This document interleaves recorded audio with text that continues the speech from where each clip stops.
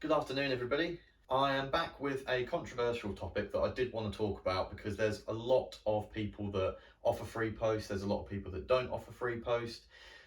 So I wanted to talk about what the benefits are, what the negatives are, and should you actually be offering free post on your listings. But before I start, please leave a like, please leave a comment as well if you offer free shipping on your listings and if you see it have a positive or a negative effect on your sales. So firstly, why would you actually offer free listings? There's a lot of reasons why people offer free post on their listings. It could be to try and boost their sales. It could be to try and stand out in the listings that perhaps charge postage and they want to stand out because they offer free post.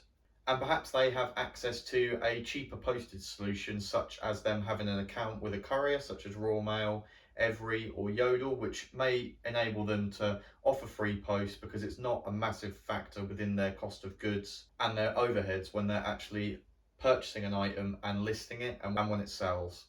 So what postage options do you have as a clothing reseller? The main three are Royal Mail, Every, which used to be Hermes, and Yodel. Now, me personally, I've used all three of these couriers. I do have a preferable one, and for myself personally, that is Royal Mail. The reason that I use Royal Mail, even though they are slightly more expensive than Yodel and Every, for me personally is the reliability. It's also the customer service if anything goes wrong with a parcel. Even when you're sending items that aren't tracked, such as second class small parcel, which is predominantly what I use, they will still have the ability to check the GPS of the driver and tell you whether it's been delivered or if it hasn't been delivered. So anything below 2 kilos with Royal Mail second class parcel, small parcel, is £3.19.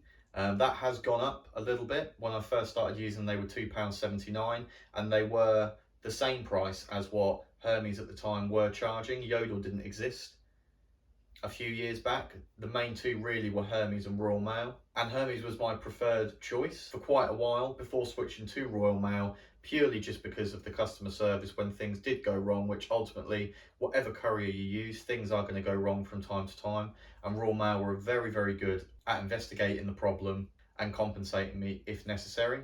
Hermes customer service was pretty much non-existent, to be totally honest. However, they did rectify problems that I have had in the past, just not as efficiently and as cost effectively as what Royal Mail do and have done for me in the past.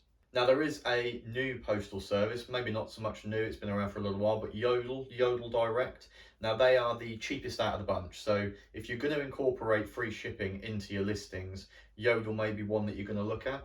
Now, Yodel's delivery system is £2.87 including VAT, so around about 35 pence cheaper than Royal Mail. Now, dependent on how important it is to you that your item gets there quickly and efficiently will depend on which courier you tend to use. But you have to figure that out for yourself. You have to try them all, see which one works for you. And if you are using Royal Mail and you're really worried about having something that's fully trackable, their tracked 48 service does include compensation of up to around about £125. So if and when I'm sending items that are a little bit more expensive out, I will use Royal Mail 48 tracked because it's about 30 pence more and you get a lot more compensation with it if anything does actually go wrong. With Royal Mail second class, I think it's around about £20 if something does go wrong. So bear that in mind if you are offering free shipping on the more expensive items that you may be listing. Something else I wanted to talk about is, do people expect free postage nowadays? Now, in my opinion, it's quite a common misconception that people expect things to have free postage on them. I think for a period of time people did expect free postage, but nowadays, in my opinion, people really don't expect free post. They understand that if something is free post, then the postage cost is going to be incorporated within the sale price anyway. Now, eBay will push you to offer free postage. They'll throw statistics at you saying that you'll have more sales, which again is something that you're going to have to try for yourself. Try offering free post on all of your listings for 1 to 3 months, whilst incorporating the postage cost within your sale price. See if your sales increase, see if they decrease, see if they stay exactly the same. And also, the most important thing is see if you are getting the same return by offering free post as what you would have for charging for it. What I mean by that is make sure that when you're accepting best offers or you're putting best offers out there, know that you're not getting a postage cost within that sale price. It's incorporated within your sale price. So please be mindful of that. Something that may be beneficial for you if you do feel that you want to charge for postage is offering free post for orders over £50 or orders over £100, because that way incorporating that postage cost within multiple sales of items is going to be a lot better for you, opposed to having to offer out free postage on 4 items that sell separately opposed to 4 items that go to the same buyer.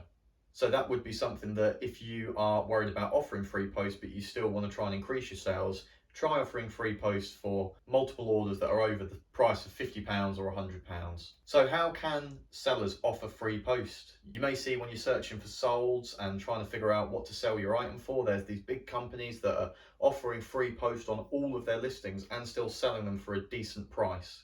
Now, one of the many ways that they will do this is they will have accounts with couriers, so with Yodel, with Every, with Royal Mail, which purely because of the volume of post that they send through that courier, they do get a discounted rate. So when they're incorporating it within their sale price, it's not as big of a hit as what it would be for me and you who don't have accounts with these couriers, because they're able to get it at a cheaper price. So should you offer free post on your listings? Try it. Just try it. Try it for 1 month, try it for 2 months, try it for 3 months. Take the postage cost off the listing, add the postage cost that you feel is appropriate onto the sale of the item, and see how you get on with it.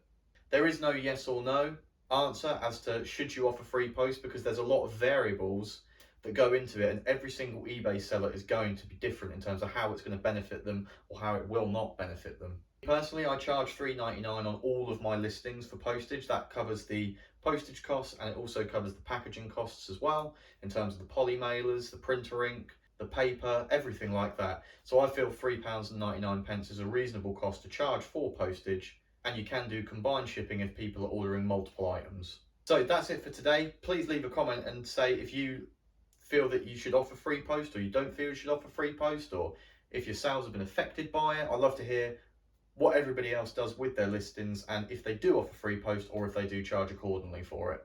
Thank you for watching.